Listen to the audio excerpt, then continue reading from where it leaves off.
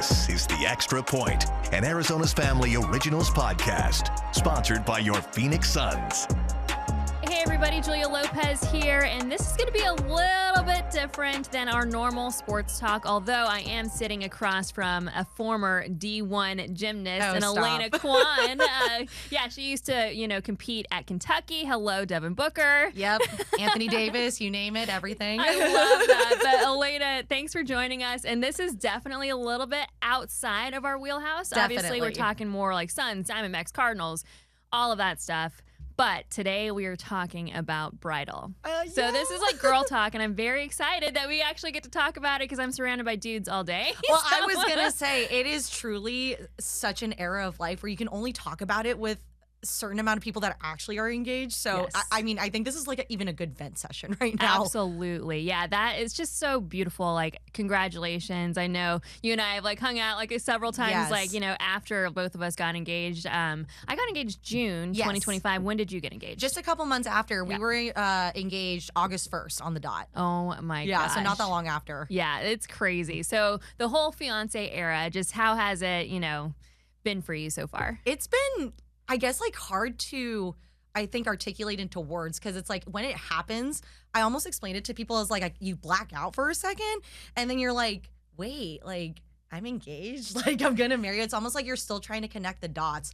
And then I remember distinctly coming back from being engaged, because we got engaged on a trip, where it was slowly I started realizing wow, we're engaged, I'm really feeling it, and now I'm so excited. But then you get into this next era where it's you get all the questions of when are you getting married? What's to come? And then that's when you realize, oh, okay, I eventually need to go into planning. So I feel it's almost I'm still connecting the dots in certain parts of it in a way, if that makes sense. Oh, absolutely. How long do you think you had to just take it all in, soak it all in, and just enjoy it? Because you have to enjoy it to, just before you start getting into the planning moment. Well, I think that was the beauty of how, shout out to my fiance, he did such an amazing job, but we were on a trip when he proposed to me, and so it was just us two. Mm-hmm. So I feel we had a good 6 to 7 hours where we were the only ones that knew this happened, and we were processing it. We were excited until we could actually invite people in because of just time zone differences of where we were.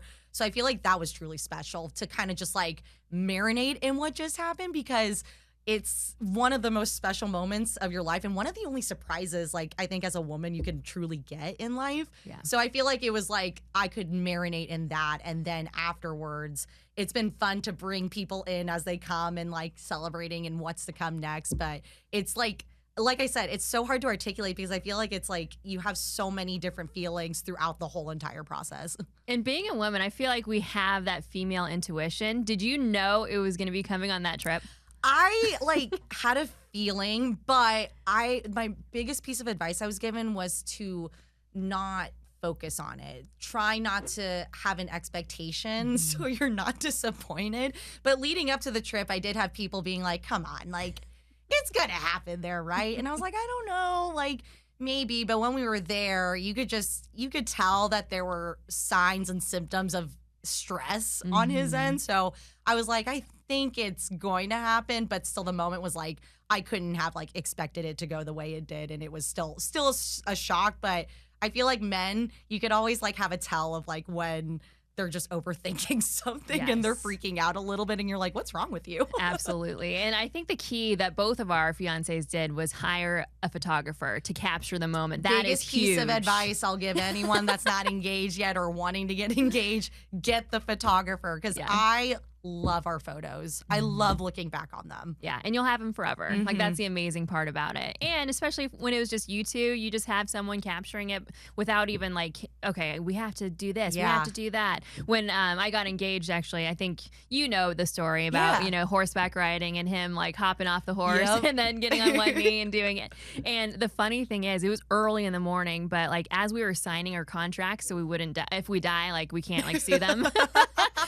That's important. Yeah, exactly. As we were signing it, I'm a very I see things. I'm a very I don't know. I kind of I look around, and then I saw like kind of like this thing popping out of his pocket. Yeah. And I was like, okay, you normally don't carry anything like that big in your pocket. And I look at, and I didn't want to like continue to look, but I was like, oh my gosh, I think it's happening. I feel like once the seed is planted in your head, it's almost like this, oh my God, oh my God, oh my God. Yes. Like, and then you just like can't help but think, but it's it's like such an internal battle because again, it's like, I feel like you get told so many times, don't have an expectation, be in the moment. But I think it's so hard when it's like you have that instinct. Yes. But at the same time, you're like, okay, I'm just going to like let it be. And it's like this constant tug of war. Yeah, I know. It's so crazy. Like just like reliving it. It was just like, man, this isn't really happening. Like, no way. And he was like, oh no, it's happening. Yeah. And he was like, and I'm only going to do this once in my life. And I was like, okay, thank you. Like, that's like, that kind of like calmed my nerves a little bit. And I was like, okay, this is awesome. But he did a fantastic job, and just like, hats off to you, Jeremiah. I know. Good job, Jeremiah. Yeah, we love it. He is amazing. And I know your fiance is an amazing person too. And yes. So where are you guys right now in the planning process? So we are still over a year out from our actual wedding date, but we do have a venue selected. We kind of jumped on the ball with that just because we are getting married out of state. So we didn't know if availability was going to be limited. And shout out to my parents for being amazing. But I think on their end, they just wanted to know where we were going to get married just for the sake of planning and just kind of knowing what we were in for. And from there, we've kind of just been very like slow phased in process, like starting to think about, okay, what's our vision? What are our priorities when it comes to this wedding? I do know that my coordinator, who I have hired, by the way, because I am not a DIY girly, I need all the help I can get. She was saying a good rule of thumb is to try to at least know what kind of vendors you want by, a certain time point. For me, it's February at this point, just to know so you can reach out because you just never know what their availability is. So that's kind of where we're at right now. So do you have to reach out to the vendors, or does she do that? So she's doing our 8-week coordination. And so as of right now, it's more of like she can refer me to people, but then in turn, I do have to reach out myself for it. And so far we've done a few vendors here and there. And right now, I think my biggest thing that I'm tackling is the wedding website. No one tells you how in-depth this thing needs to be. Like, you always are invited to the weddings, right? And all you have to do is RSVP, and then you just look at the info. When you're making this thing, you're creating every single tab. Yep. Every single piece of information people could possibly need. So that has taken some time for me. Which website are you using? There's so many out. Yeah, we decided to go with Zola. There was like a pretty good deal with like doing their save the dates and invites at the time. So we're just like, whatever, like let's just do it. And it seemed pretty app friendly, which I really liked. I know there are some that aren't as app friendly. And I felt like the app component was going to be big for us just to like, we're out in the field all the time at work. So if I want to work on something, which I'm focusing on my work, by the way, but you never know. Things pop up. I like to multitask. It's like really easy for me too. It is nonstop, just like the coordination of everything. We're going through Bliss and Bone. Oh, I've heard of them. Yeah. Very, very easy, straightforward, but it's so much fun just to like put it together. Like we're like kind of like picking out the colors together, but it is a process. Like it takes like several days to like really get it figured out. I thought I was going to whip it out in one day, but it's been like a week and a half just because it is a lot. And then you just realize everything that you need to think of for the guest. Like you have to be able to answer their questions. So that was the thing that really shook me was like, oh, I really do need to think about this right now. It's not a quick process that you could just do in one day. Exactly. And I really want to talk about obviously the, just what you're thinking when it comes to the wedding. I'm just going to go ahead and start with mine first because it's so different than what you're planning. It's like very, very different. We're going like the non-traditional route. I know everybody has like their own way of like getting married, what they envision, all this stuff, and then it coming into fruition and stuff. But I'm very, very excited just like the way that we're going to be doing it. We're going to do the courthouse wedding in front of 6 people, and then do dinner after that, and then fly out to wine country and throw a party with like 50 people, majority family, and just keep it very low key, very simple, and just like it's kind of fun though to get 2 different dresses too. Like the courthouse dress is obviously going to be different than the winery dress, and the courthouse dress was honestly the hardest one to find. It was so hard. Harder I wanted than the winery dress. Yes, I wanted that Carrie Bradshaw, look iconic, like that. Just like so, like it was so hard to find that look. And then I was like, okay, once I actually put this on, it was the one. Sold. Yes. But it was so fun just to even like go find 2 different dresses, 2 different styles. The one that I found for the winery, Brides for a Cause, absolutely phenomenal local shop here. Yeah, they're in Uptown Phoenix, aren't they? Yeah. And they have like discounted dresses, whether it's like lightly used or samples, and it all goes to women's charities that profit off of that. So I love just like the meaning behind that and just finding a dress there. It was just like, it was perfect. Like immediately when I put it on, like, it was it's like, meant it's to be. it. Yes. It was amazing, and I just like didn't want to take it off. So That's like the that was best like feeling amazing. ever too. Yeah. And then have you found your dress yet? I have found my dress. I wasn't gosh. expecting to find it that quick, but it was one of those situations where I had family in town for Thanksgiving, and you know, Black Friday shopping is a pretty daunting thing, but I was like, you know what? Like maybe we could take advantage of this for wedding dresses and just see what's out there. So we ended up going through an off the rack store. So kind of off the beaten path a little bit, but we thought, why not? Let's just see what kind of deals they had. And it was just one of those situations where it was like the deal and the dress were just like the perfect combination. And I mean, like I couldn't say no. I had that same feeling where I was like, this needs to be my dress. Like it has to be. I didn't even know how much it was at that point, which was probably irresponsible, but thankfully it worked out. We were still within budget, but it's like that feeling you can't match it. It's so exciting when you know like that's it, that's your dress. Because I feel like as women, that's such a big moment for us is finding that dress. And I think the moment we always look forward to when we do get engaged. Yeah. Yeah. And I don't know, like growing up, did you watch Say Yes to the Dress, Oh, yeah. the TV show? Yes, I sure did. I used to dream that I would go to Kleinfeld, but then I realized In New York, how right? expensive these dresses were. So I was like, it's okay. I can have that dream in my mind wherever I get it. Seriously, it's crazy like what you think you're going to be doing like down the line, but once you're actually in it, it changes so much. Did you have a vision for your dress, like other than Carrie Bradshaw? Like, because that was something I had no idea I was going to go through, was just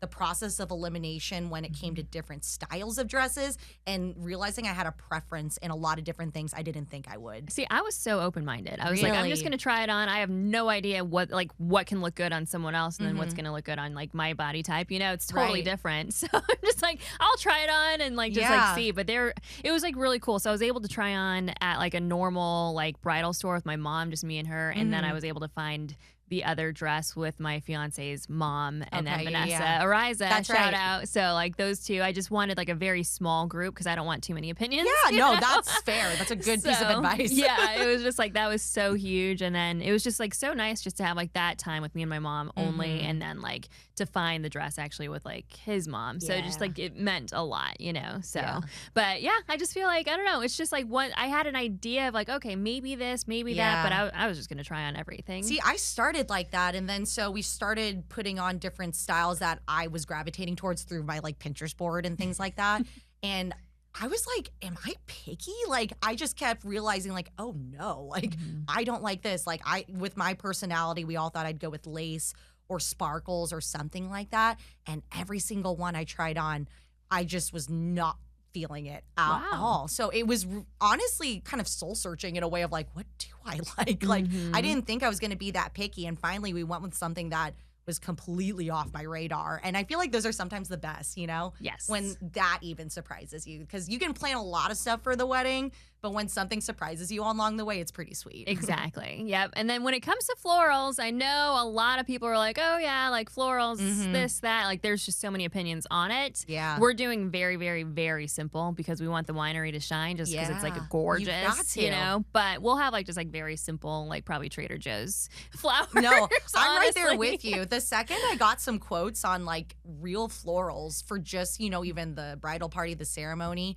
it's an eye-opening quote you get. You don't realize, especially just based off the flower, it can depend on the pricing, their season. And so Nick and I, we were like, do you care about flowers? Like, I don't really care about flowers. So we're kind of like trying to figure out that alternative because to us, at the end of the day, we're getting married in Huntington Beach, by the way. Love it. That's where my dad was born. Yeah, that's right. That's right. And so, you know, we're getting married there for a reason because of just the scenery and stuff. So it's like, why outshine the scenery that we're paying for, but it's beautiful. So I'm right there with you. You just want something that complements it, not that takes away. And like, honestly, nobody really truly like remembers the flowers or anything. They remember like the time that they had there, you know? So as long as like you can create a good atmosphere of like people just like celebrating your love, like I feel like that's a win. Well, and I don't know. I guess to me, some people are different, which I've learned is a lot of people have a lot of sentimental value to flowers. For me, I've never really had that. So in my head, I'm thinking, well, they're going to die anyway. Yeah. So like, why should I care about it? But my sister is one of those people that I've learned really cares about flowers. And she's like, Alaina, you need a real bouquet. And I was like, if you want to help me put it together, then like by all means. But you know, it's crazy just seeing the different priorities people have. Exactly. And speaking of calla lilies or flowers. Well, you know what? Flowers. Those are going to be my single stems for my bridesmaids. Dude, so that's kind of weird. Are you serious? I'm well, not no, even that's joking my you. courthouse like bouquet. Oh my God! Whoa, that's weird. Yeah, I was like, we have not discussed this, by the way. That is hilarious. Oh my gosh, like that's what I wanted, was a very simple bouquet. And the funny thing is, like, you talk about like the meaning and the symbolism. It is going to symbolize my grandma, who I never met, and it's my mom's mom. And in her wedding photo, she had calla lilies. So I'm like, I need that on the day of the, you know, it has to non-negotiable. Yeah, exactly. And it just like has so much like, and they're so beautiful, so simple, just elegant. Well, and it goes with everything. Exactly. No matter what your vibe is. Yes, I love that. The calla lilies for the win. That's so weird. That is seriously awesome. We did not discuss this prior. Speaking of, we're gonna actually bring in a male perspective. He just entered stage left. If you can come on in, come on over. Mark McClune, sports director here at AZ Family. I was up here saving video, and that was I was over here. I was eavesdropping on your conversation, and I was like, "Oh, what where are we they had talk our about?" epiphany about flowers. Yeah, exactly. Yes, and the calla lilies. So I didn't do a lot of the flower planning when I got married, but I'm excited to hear the excitement in your voices because it's such a cool time, and it went by like that. Well, I mean, I think that kind of leads us to wanting to talk to you is like, what would be your biggest piece of advice? Because we're both in obviously different stages, but I know with yours, it seems like time is flying. Blown by. Like, what would you say we should focus on and like cherish the most during the process? The conversations with all the people you're going to have in one room that probably will never be in the same room together again. And I look back at that and I'm like, oh man, I would love to have everybody from so many different, families, walks of life, my little league coach, somebody from elementary school, somebody from college. Yeah. Like it went by and you're trying to have conversations with everybody.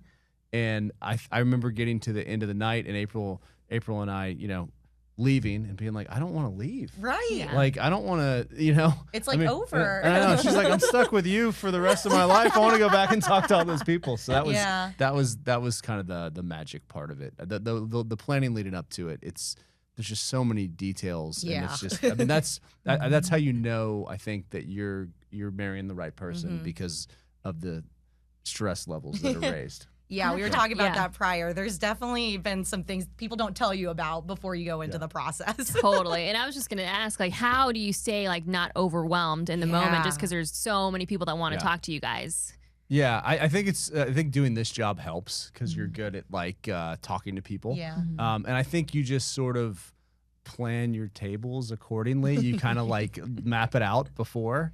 Like, where are we going to start? Where are we going to go? Okay, I want to talk to this person here. Okay. Do your first dance. And I kind of like walked that and I kind of knew who I wanted to talk to, but I still didn't get to everybody. And my father-in-law went top shelf on the booze. So by the time I got to some people, they were feeling it. All of my Texas folks, we had a bus for them and they definitely took advantage of the bus. Oh, I bet. And That's awesome. It was super fun. Yeah. Well, I wanted to personally ask, especially just because I'm going through it myself, of just trying to figure out what should we prioritize, what is worth it, what is not worth it. When you look back on planning your wedding and how it was put together, is there anything that you probably could have gone without, or like maybe you didn't have to focus so much on? So ours is a little unique because we got married in April's home church, and then everybody went out to her parents' house because they had a big backyard up against the base of the Superstition Mountains. So we had a live band. And I helped pour the concrete for the dance floor. Wow. So hopefully that was like, I mean, I was like working part-time when I first moved here. Yeah. So I was like, yeah, I'm here to marry your daughter. I don't really have a job. This is great.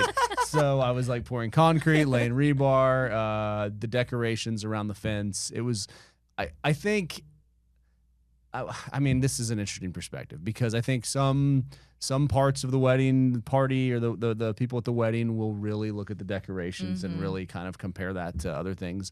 I just have the memories and just like the people. But I think it kind of depends on, you know, what you want to remember about your own wedding, because I think people go from wedding to wedding to wedding, and there's always that comparison. Yeah, that's the thing. So we're going completely low key with the taco truck from Fresno. We're literally having a taco truck come up. Like, I'm so excited. Like, we were like, if we're gonna do food, we're gonna make it like what we love, and we love this taco truck. Like, so amazing. But what did you guys have for your food over there? We did some like Italian catering, which I don't want to say the name of the place because we didn't know, and we drive by it all the time. We're like, oh my gosh, there's so many good restaurants in Phoenix. It's overwhelming. Right. And it was fine, but like looking back at it now, I mean, there's just so many good choices. I think you just kind of compare prices, and I mean, prices have gone up so much. Oh like my gosh. I would probably elope. You're not kidding. Like, seriously.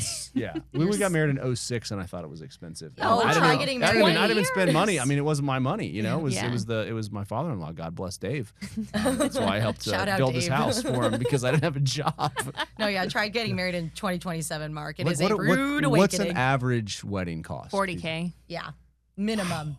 Wow. Minimum. And I think like getting away with 30 is like an accomplishment. Wow. Yeah. That's why we're doing it differently. We're like, okay, we're going to do it our way, and we're going to keep it under a specific number. And I think we're doing a pretty darn good job of it so far, because we didn't want our parents like really pay too much of it. We're just like, because we're older, and it's like, okay, like we can, as long as we can pay for most of this, like we're good, you know? So what do you do like music wise? Oh, we actually are creating our own Spotify playlist, because we're like music people. You guys are. We love our music. So we're like, okay, we're going to create this like for ourselves, like what we love, and then also what people will love, and just kind of like a mixture of both. I'm so excited. That's like honestly one of like my favorite things that we have going on. So does it, who is there like a DJ then, or who? No, we just play it off the amazing speakers at the winery. And then you like for first dance, it's just like to whatever song. We're not going to do a first dance. Interesting. That's an untraditional We're going to have like one of our like songs, and obviously we'll probably just like dance to that, but we don't want like the all eyes, like everybody stop what they're doing, all eyes on us. Like, we're just like not that type of like people. I don't know. I just don't want it.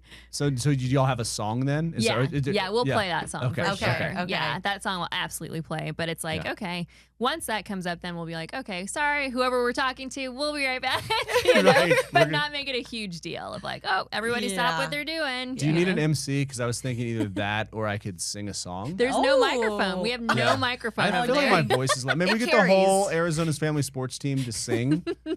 I don't know, bridesmaids? Is that weird? No, I have no bridesmaids. Wow, okay. This is like seriously like the non-traditional. So you kind of missed it. So courthouse is what we're doing, and then we're flying out to wine country. Nice. Party of 50. That's it. Oh, that's so good. Like, just like I think 50 is like a good sweet number. So you get days with those people. You get a lot of a weekend. That's cool. Friday will be super low key at a brewery. Saturday will be like the event, and everybody leaves Sunday. That's the way. I have the complete opposite wedding. Yeah.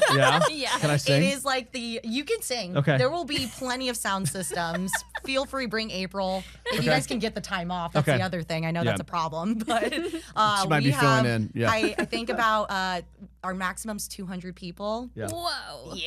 Yeah. We've learned real quick how many people I've accumulated over my lifetime versus I love my fiance, but his people pool was so much smaller compared to mine, and I was like, oh my gosh, do I know all these people? And I feel like that's such a rude awakening when you're going through the guest list and, invites, addresses, is like, I know every single person on this list, and I like don't know. I can't cut anyone. Yeah. Like that's one of the hardest things I've run into. But you can though. Like I think that's like, but that's advice for you. You can. You absolutely can. When you get older, Julia, you can. Yeah. I'm Chinese. You can't cut Chinese people from weddings. I'm They'll serious. take it personal. They do. It's a whole thing. That's a whole can of worms. Like that would be a whole podcast for it on itself. It is so wild. Like I've learned that through this whole process because my mom. she is from Oklahoma, and my he immigrated from China, and she went through that for her own wedding back in the 90s. And she was like, okay, like, how do we mitigate this list? And my dad's like, you can't cut any of these people from my half because, well, one, it's like they take it as like a sign of respect, but two, Chinese people will give you money even if they can't go. Right. So it's like, hey, like, here's an invite right now. So invite more. Yeah, exactly. Yeah.